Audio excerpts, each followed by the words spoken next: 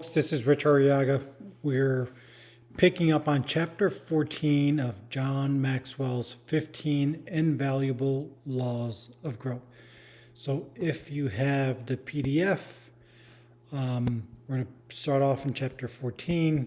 That is on page 279-ish. And so just a reminder, I start off with the acronym of SOAP, S-O-A-P. S stands for the section. Today's chapter 14. This is the law of expansion. Growth always increases your capacity. Always for the observation, this is where you share between 1 and 3 observations that you've made from reading the material, or indirectly from what you heard somebody share regarding their observation. So it could be direct or indirect. A is the application, so you're asking yourself, how can I immediately apply this within the next 24 to 48 hours? And the purpose of that is to convert what you're learning into long-term memorization. You want to create a habit. These are good habits that you want to create. And then P is for passing it forward. This is an opportunity for you to lead, an opportunity for you to share the video or share the information that you're learning with somebody who looks up to you, someone who admires you, someone that you're coaching or mentoring. So we'll start off with the first observation, and I apologize if you're hearing a little noise in the background. It's my love of my life. It's my dog, and she likes to play around with her bones and her different sets of toys, so that's what you might hear in the background. So my first observation in this chapter is, let's see, actually, I'm just going to scroll down through some of the material. So he says, there's no finish line. When it comes to your personal growth, when it comes to knowledge and you becoming the better, best version of yourself, there is a starting line when you consciously decide that from this point forward, I'm going to keep growing. I'm going to grow myself. I'm going to get coaches, mentors, whatever it is, but there is no finish line. Knowledge is infinite, especially applied knowledge. You want to be able to apply the knowledge that you have. And so let me scroll down to the next section. So he says, most experts believe typically that we use only 10% of our true potential. So it doesn't matter what the number is. What's important is that your potential is unlimited. You had unlimited potential. And any limit that you have is a limit that you've placed on yourself, or a limit that you've accepted that someone else has placed on yourself. But you want to empower yourself with this piece of information that you have unlimited potential inside of you. So it goes on to talk about stop thinking more work and start thinking about what works. So he says, I was doing a lot of things instead of the right things. So this is a lot of us. This applies to me. This applies to you either at some point in your life, currently in your life, or in the future part of your life. And you just want to be conscious that sometimes we make the mistake of thinking that activity is productivity. Looking busy means that you're producing. Looking busy and being busy means that you're busy, but it doesn't mean that you're being productive. So what I wrote here is apply the Pareto principle, the 80-20 rule, which means that you want to look at what you're doing and recognize that 80% of your most productive work is coming from 20% of your labor, 20% of what you're doing. And then you want to figure out, how do I isolate? How do I identify what is the 20% that's giving me 80% of my results? And you want to focus on that. And when you learn that, then you want to start this little mantra that I say to myself is, say no to what matters the least so that you can say yes to what matters the most. You're prioritizing, you're triaging. So he's asking himself questions, for example, what am I required to do? What gives me the greatest return? What gives me the greatest rewards? These are good questions. Not what feels right, not does it sound right, not do I agree with it or not. He's asking these just frontal cortex, CEO part of your brain types of question in terms of what gives me the greatest return? Will this next step, will this next action improve the quality of my life in any area? Hopefully in all areas, but you're asking better questions. So I go to now to the next observation, and I apologize because I'm not necessarily going to do the 3 observations because I read this chapter so many times, and I just really like this chapter. Out of all of them so far, this one is one of my favorites. So I'm just kind of just quickly go over some of the highlights that I'm taking away. So he says, stop thinking can I, and start thinking how can I. So he says the most common reason people don't overcome the odds is that they don't challenge them enough. So he talks about what would you attempt if you knew you couldn't fail. So the 2 questions that I often remind people or offer up to people is ask yourself, number 1, if money were not an issue, what would I be doing today? What would I be doing now? And if failure were not an option, if you couldn't fail, what exactly would you be doing? And that's essentially what he's asking. Because this is kind of helping you determine, if you don't already know, what's my purpose? What's my vision? What would I be doing? Seriously, what would I be doing if failure were not an option? For me, I'm doing that. I love coaching. I love mentoring. I love helping people get to where they want to be. I don't need to be the number 1 person. I'm okay with being the number 2 person. But my purpose in life is a better world through better leadership. And my goal is to help develop, create as many leaders as I can throughout the world. And a leader doesn't mean a formal title. A leader just means a person who influences people. My definition is influences people in a positive way. I think we can have a huge impact on the planet, in this world, through better leadership. So he talks about the first North American woman to climb Mount Everest, said of her experience, I discovered it wasn't a matter of physical strength, but a matter of psychological strength. I've run hundreds of half marathons and I've run 3 full marathons. And what I've discovered in all of those, yes, there's a physical component, but the physical component is the easy part. The mental component is the most difficult part. You have to shift your brain from can I do it to how can I do it? What does it take to get it done? What are the steps necessary in order for me to complete these things?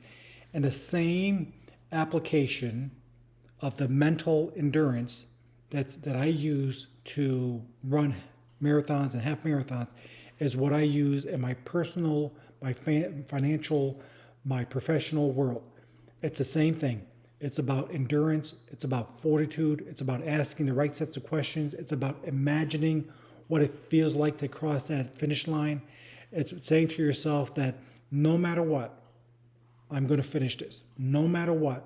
It doesn't matter what the current conditions and circumstances say to me. I'm going to overcome this barrier. I say to myself, ordinary people can do extraordinary things. And this applies to you. You're not an exception to this. This applies to you. You can do the same thing. So then she goes on to say, if you want to tap into that unused 90%, ask, how can I? So again, they're not, one thing that a lot of people focus on is why they can't. What's the obstacle? What's in their way? And they justify and they rationalize, they tell themselves these lies, focusing on why they can't accomplish things. Today, you can make a decision that that's not going to be you any longer. Today, you can make a decision that moving forward, I'm going to focus on what I want. I'm going to create a clear mental picture, use my imagination to picture that DFS, desired future state, and I'm going to ask myself questions in terms of how can I get there? What is it going to feel like when I get there? What's the next best step that I can take? If I have to hire a coach, find a mentor, doesn't matter what you do, as long as you say, I'm not going to quit. I will make mistakes. I will fail, but I will learn. But no matter what, I'm going to reach that top of the mountain, the promised land. He says, your skepticism, which you can presume is based on rational thinking and an objective assessment of factual data about yourself, is rooted in mental junk. Your doubts are not the product of accurate thinking, but habitual thinking. This is so good, so powerful, because one of the things is that your subconscious mind will try to convince you not to grow, to stay there. It's trying to help you, but it's not. It's preventing you from being hurt because it's going to remind you you've been hurt in the past. but you need to grow. And growing means that you're going to go outside of your comfort zone. So it'll use whatever is necessary to keep you behind. It'll say, hey, why not do it tomorrow? It's going to use procrastination. It's going to kind of create some ambivalence so you can't make a decision. So indecision is one of its tools. And then it'll even create doubt, it'll create fear. And if those things don't work, it'll use logic, it'll use facts against you. And this is why you have to just learn to ask better questions and say, I don't care what that second voice, that voice inside of me says. That first voice, the primary voice that talks about expansion, about growth, about my desired future state, that's the one I'm going to listen to. And it's going to ask me to do things that are not comfortable, but I'm going to do them. And the reason they're not comfortable is because I'm not familiar. I'm familiar with my habits. I'm familiar with where I've been. And yes, that may be comfortable, but that's not where you want to go. That's why you're reading this book. That's why you've made it so far in this book. You want to keep growing. So then I write over here in terms of, first I'll read the highlight. I'm asking you to shift from can I to how can I. When maybe you need to change your thinking from I can't to how can I. I believe that if you've gotten this far in the book, then deep down you've already believed that you can achieve things. So again, better set of questions, not can I do this? You can do this. The answer is you can do this. You have everything already inside of you. You are a resource. You have to learn how to be resourceful with the resources, but you really have everything already inside of you. We just have to pull it out. So then he says the first step in doing that is believing that you can. So the first step is believing. I believe in you. The second step is perseverance. So then I write that you cannot receive it until you believe it. So Napoleon Hill's book on Think and Grow Rich says, whatever you can conceive, a thought, and believe you can achieve. The good book says that whatever you ask for in prayer, and prayer could be meditation, whatever you spend your dominant time thinking, whatever you ask for in prayer, believe that you have received it and it shall be yours. That might be the secret to success. That might be the secret. It's hard to believe, but it says, if you believe it, if you believe that you already have it, it'll be yours. And if you kind of look back at your successes in your life, you might start to realize that's more true than not true. That in the past, when you've wanted something, you thought about it, you've been persistent about it, you knew you can have it, and eventually you reach the goal, obtain the item, the person, whatever it is, develop that relationship. So think about this and meditate on this, or it's calling you prayer on it, depending on your definition of prayer. So I just wrote, don't make the mistake of saying that I will believe when I see it.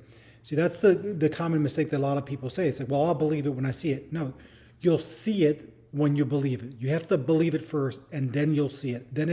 That's the law of attraction, the law of vibration. All of a sudden, when I believe, when I have this image in my mind, when I'm picturing it, when I'm picturing with an elevated emotion, so not just positive thinking alone does not work. But when I'm using the thought, this positive affirmations with an elevated emotion, what would it feel like? Joy, happiness, love, the strongest of all these emotions.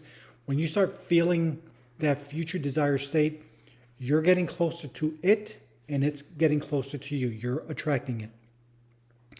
So then he says, everything looks like a failure in the middle, which is true. You're going to make mistakes. You're going to fail. You need to learn how to fail forward. Then he says, learning is discovering that something is possible. Yep, it's all possible. And the more you hold your image, you hold that desired future state, the more likely it is that it's going to happen, that it's going to be drawn to you and you will be drawn to it. And so I think those are my main observations. Let me see a couple more things here. He has stop thinking one door and start thinking many doors. When it comes to growth, you don't want to stake your future on one door. It may not open. It's much better to consider many possibilities and look for multiple answers to all your questions. Think in terms of options. So I totally agree with this. I think that when you're thinking about your desired future state, your goal, your ideal state, don't necessarily put a lot of weight onto developing a plan. You should have a plan, but know that your plan is going to evolve, that your plan is going to change over time. The mistake that people make is they develop a plan, They marry the plan. You should marry the mission, not the plan. Marry the mission, not the model. They marry the plan, and when one step is wrong or doesn't work out, what do? Either they quit or they take the goal, they dilute it down to something lower. You don't want to do that. You want to realize, okay, there's something wrong with my plan. The universe is telling me through failure that this plan is not working, so I'm going to modify my plan, and I'm going to ask, what is the next best step? So again, set your goal, be very clear about your goal, marry the mission, but the model, how you get there, that's going to change. Even when it comes to a date, you set a due date, at best, that's a guess. If you've never done it before, you're guessing at the date.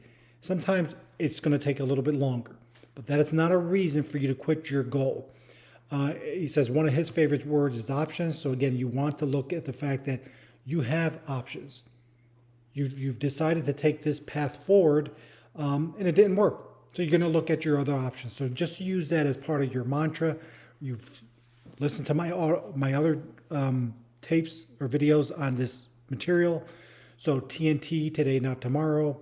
Do it now, do it now, do it now. You're looking at your options. If something doesn't work, call it a failure.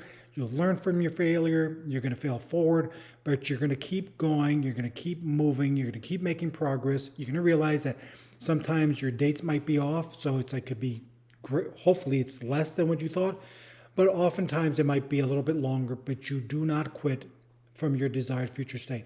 So I'm going to stop here. Great chapter. So this is where now we go around the room, we share our observations, 1 to 3, based on either the material that you read or based on what I've said or based on something that the person before you said. And as a reminder that if you are the last person, the second to last person, and everybody before you has said the same thing, that's still, in my opinion, I encourage you to still share your observations, even if they're the same, even if they're similar. Because you may say it in a different way. You might use a word that really has an impact on someone else personally or professionally. So stop at this point, share your observations, and I hope this is helpful. I hope you enjoyed the chapter as much as I have. This is Rich Arriaga. Have a great day.